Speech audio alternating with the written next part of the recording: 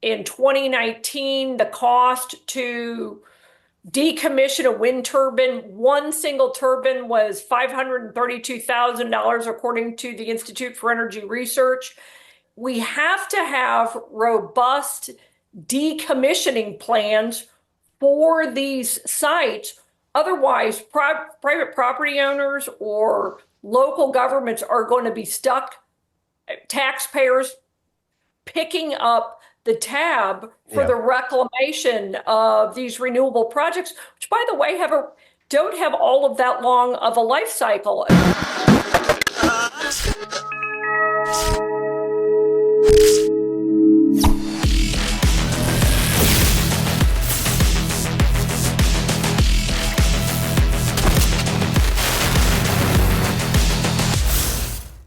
All right, ladies and gentlemen, welcome back to another episode of PowerGab, your go-to show for all things energy and environmental policy in the state of Colorado. I'm co-host Jake Fogleman, joined by my co-host remotely this week, Amy Cooke. How are we doing, Amy? Good, good. Hot and humid in North Carolina. I know that's a shock. Yeah, I say back in the back in the swamp. Right. The real swamp. That's right. But this week's episode, we're going to do something a little bit different. It's a topic that is important, but doesn't really get discussed all that much. You're starting to see a little bit of discussion as things have moved along down the road here when we talk about the energy transition, and that's end of life for renewables. Colorado and then the rest of the country, our sort of experiment with renewables is relatively recent. It really started in earnest with wind at the early 2000s. And wind and solar projects tend to have, best case scenario, like 20, 25-year life. So a lot of those early projects are starting to, peter out, and you're starting to see vast discrepancies in how states and counties are dealing with these projects as they need to be taken down. And the reason we're bringing it up is because a law firm actually based in Denver, Colorado, coincidentally, did a great study on this last year. Lewis Rocca is the name of the firm, and they did a survey across the entire country comparing different states' sort of regulatory regime for handling end of life, handling decommissioning for renewable projects. What they found was about more than 2/3 of states have some sort of regulations on the book, but curiously, Colorado doesn't have a single end of life decommissioning plan in its statutes or in its regulations at the state level. And that is something that we wanted to touch on today because I don't think a lot of people are aware of that. Yeah, Jake, I didn't know it either. I just assumed there would be something in statute about decommissioning these, and I actually started to laugh. They call it the end of life of a renewable project, end of life planning. I mean, when you say that, immediately I'm thinking hospice, right. And then or financial planning, what's going to be left in my will. But what this really is, and this is especially true for a lot of actually farmers, ranchers out on the Eastern Plains, where many of these original wind farms, they're not farms, they're industrial wind turbine sites, where many of these facilities are coming to the end of their useful life. And the question is, what happens to them? Now, think about that. In Colorado, we have a century, roughly, of laws on the books about oil and gas development and then reclamation and decommissioning, or especially orphan wells that are just sort of left out there. Who owns them? What do you do with them? We don't have anything. I was in a state that loves to pass laws, and a lot of them, I was surprised that Colorado has zero. And when you go through that study, and by the way, it's a great study and we'll put it in the show notes. When you go through that study, you can go, and states will have something. Many states have something. It might only be on solar. It might only be on wind. It might be on both. But Colorado is one of just a handful of states that has absolutely nothing. It is the Wild West of energy development. You can, I guess, technically put up a project, a renewable project, a wind or solar project, and not have any decommissioning or reclamation within, as part of the plan that you submit. Now, your local community can demand it, Right. as they should.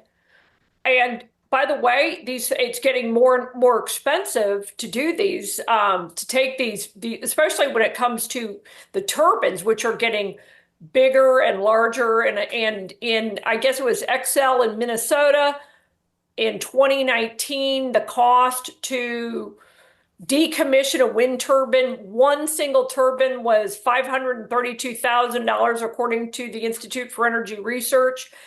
That's a lot of money when you think about the number of turbines that are dotted all over the eastern plains of Colorado. And of course, Exxon doesn't own them all. In fact, sometimes you can't figure out who owns them because these projects have been sold repeatedly.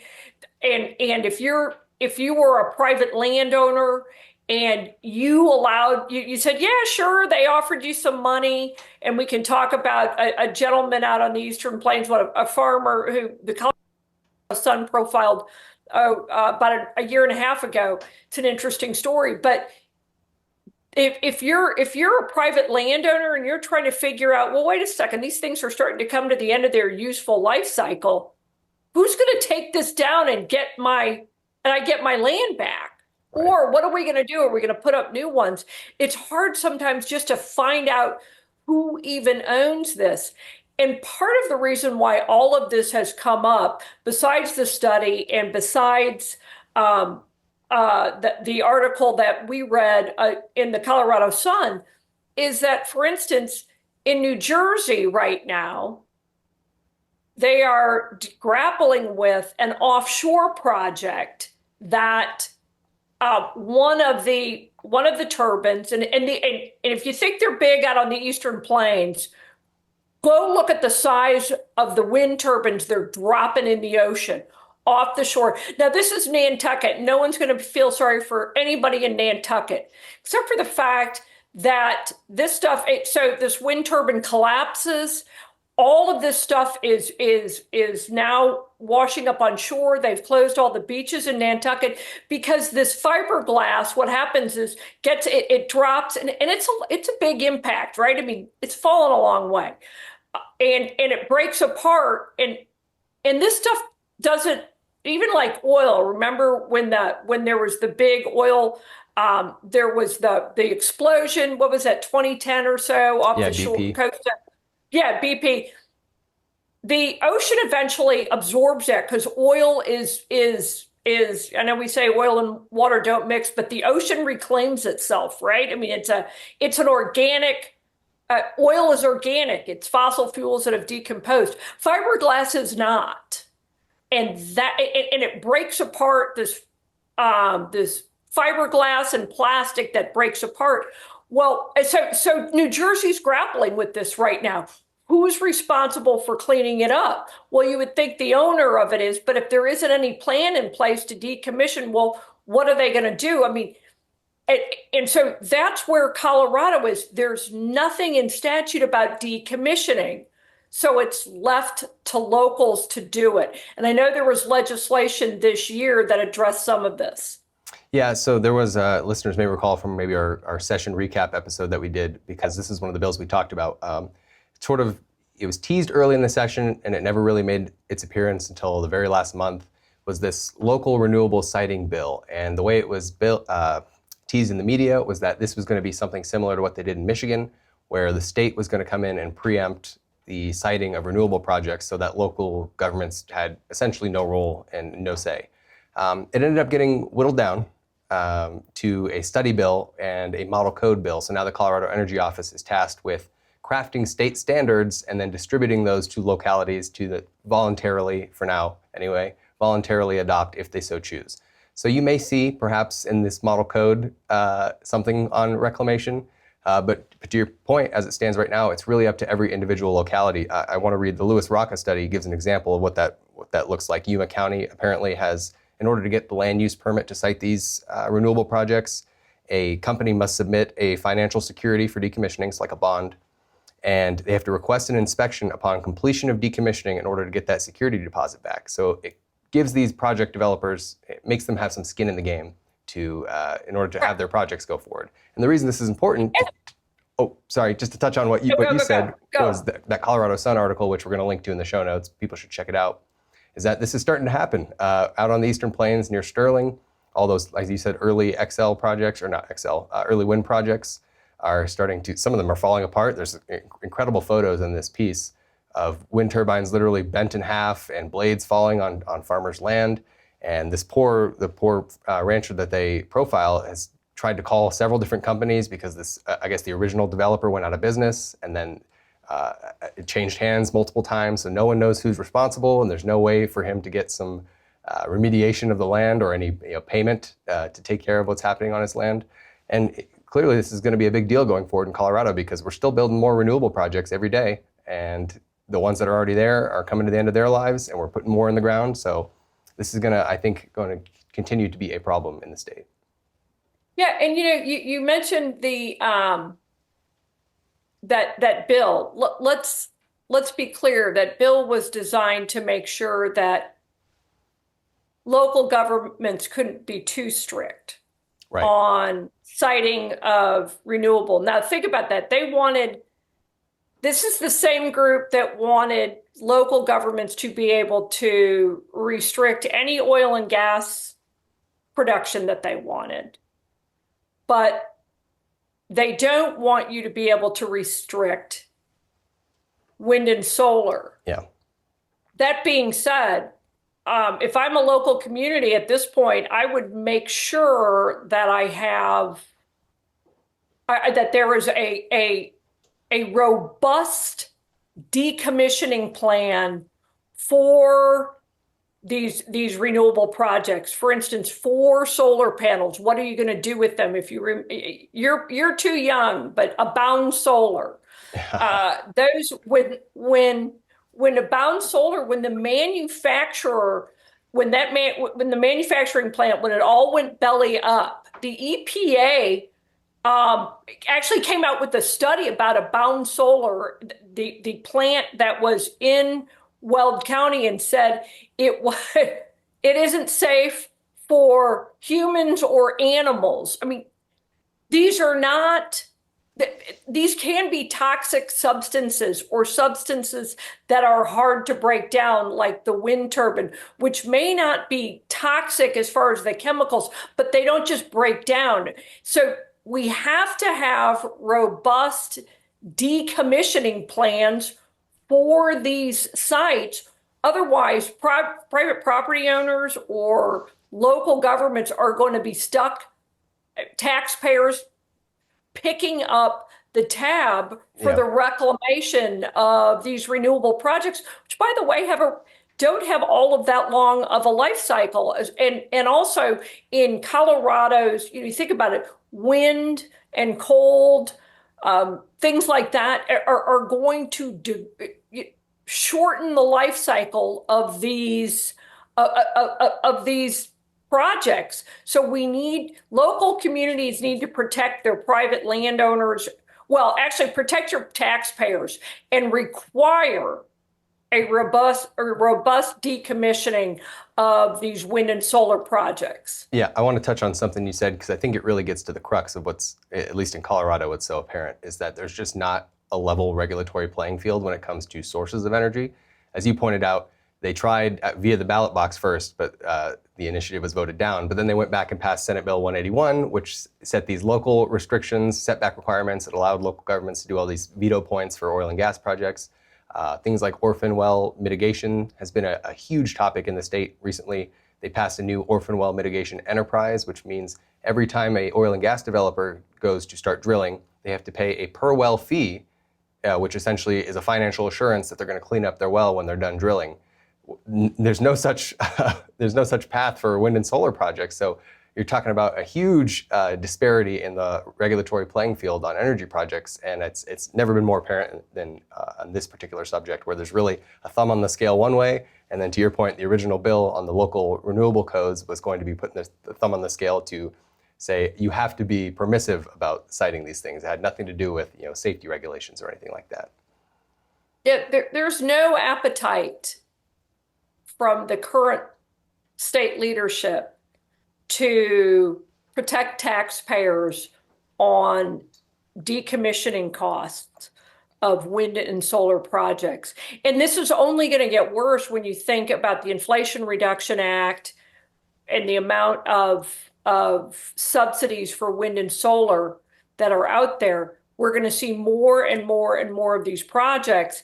Yet, unless local communities step up and do the decommission and require decommissioning in those plans or some kind of reclamation, taxpayers are going to be on the hook for them. And there are some other things too that I think people need to take into consideration when they cite these. For instance, it's interesting. I was reading that there's a Colorado Sun article, we've referenced it a couple of times, about a landowner out in the Eastern Plains, and this was in 2000, and he signed a contract to allow towers to be built on his property. And I think he had 8 of them, and he got $1,000 per year per tower in 2000. Well, if you adjust for, and by the way, with no inflation and no adjustment for inflation. So he said he quickly realized he should have renegotiated, but at that point he had signed the paperwork. And now these things are coming to the end of their useful life cycle, and he's trying to figure out who owns them and who's going to take them down, who's going to be doing all of that, or what's going to be happening for them. But there were some things that he said or that were brought up in that article. One was, I didn't think about this, just things like requiring wind, for instance, a wind developer to include in the cost of to pay, when you're paying private property owners, is the rising cost of dusting your crops. You can't just go out and fly a crop duster in the middle of a wind project, because they're close enough together. It just makes it much more difficult. So spraying is more expensive out there if you are doing some kind of pest mitigation. And I had never thought about that, because it was one of these things where we were, you talk about wind, well, you can use the land around it. Cattle can graze, you can grow crops, you can do whatever.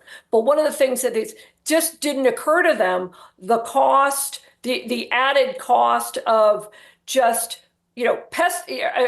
pest mitigation, because you're in the middle of a wind farm and you can't fly crop dusters. So there are a lot of costs that don't get included when we think about these projects, and that includes the decommissioning of them. The cost of decommissioning is going to be something we're going to see in the next few years, and it's going to get worse and worse. Let's put it this way, I don't know, worse. It's going to get more and more expensive. If it was $532,000 per turbine in Minnesota, that's what Excel was quoting.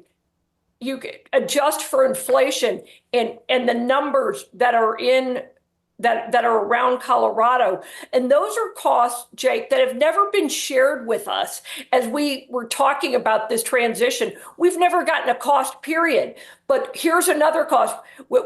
They always talk about the levelized cost of energy, and they say wind's so much cheaper or solar so much cheaper. It's not when you include all of the costs. And in all of the costs, there's backup generation, there's transmission, and then let's throw in crop dusting for ag, but more importantly, the cost to decommission them.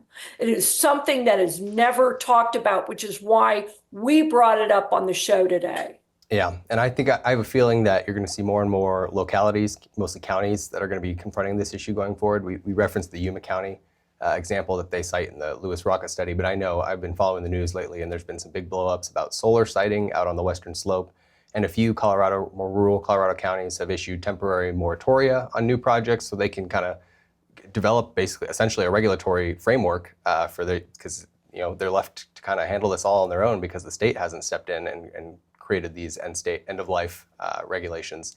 And so I think you're going to see End that of life more and plan. more, and it's going to, I think, the ambitions of the state policymakers to go as fast as humanly possible towards wind and solar. I think they're going to be at loggerheads with some of these local counties that are left to handle this sort of stuff.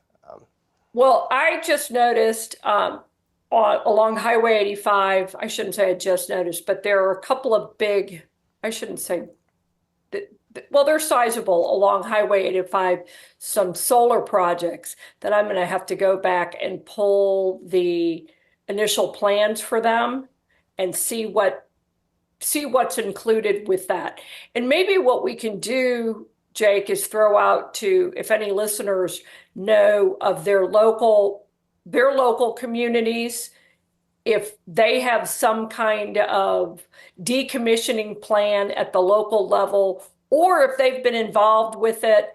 I know there was I think it was Morgan County that I had been in touch with maybe a year ago or so. They were having some issues, but there have been some successful movements at counties when they require bonding for some of these projects, and this is across the country, not necessarily in Colorado, but this has happened across the country.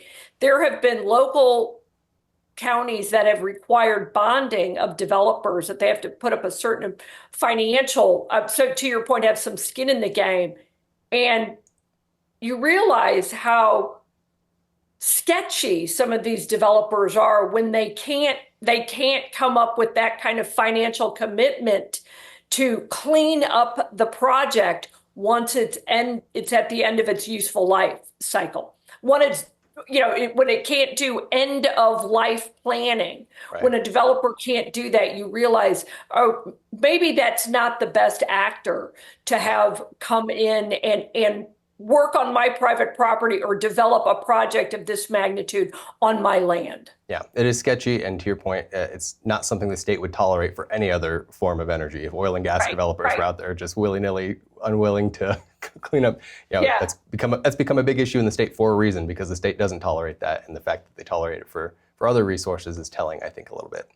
But as we're coming up at the end of our time here, do you have any big takeaways for the listeners from this episode, Amy? Yeah. One is we are going to see an escalating cost in decommissioning, and that's going to make the price tag of this transition even more. So we have often said that some of our estimates we've thought have been conservative. For sure, some of the state's estimates have been conservative. So include decommissioning in that cost, and the price of these projects go up significantly. So that's number one. Start escalating costs on decommissioning. Two is check with your local community. See if they have any kind of requirement at the local level for decommissioning of some of these projects. And then three, because we're getting way more of these projects than we are baseload, we're seeing way more intermittency in our generating portfolio versus baseload. Get yourself a generator, because you can count on that. You heard her, folks. Get your generators. That does it for us for another episode of PowerGab. If you like what you heard here, you can head on over to iitv.org to see our entire back catalog. We have new episodes every single week. We're also available wherever you get your audio podcasts, whether that's Spotify or Apple Podcasts. If you want to suggest future show topics or suggest guests, feel free to reach out at info@powergab.org. Also, I know that we talk about some wonky topics sometimes, some complex topics. If you have any questions for us that you'd like us to address in future shows, just briefly, also you can send those at info@powergab. But until next time, we'll see you.